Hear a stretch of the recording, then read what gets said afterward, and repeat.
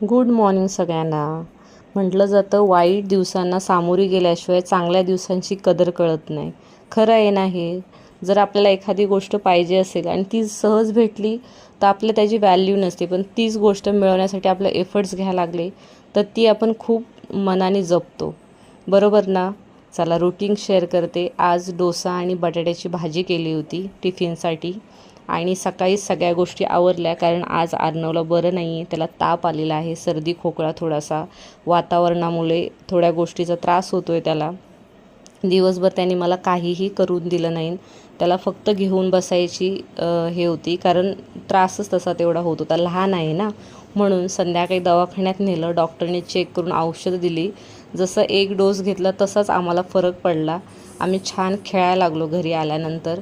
दिवसभर जी मस्ती केली नाही ती आम्ही रात्री मस्ती केली आणि छान जेवून वगैरे तो झोपला. आजसाठी एवढंच. भेटूया उद्याच्या ब्लॉगमध्ये. बाय.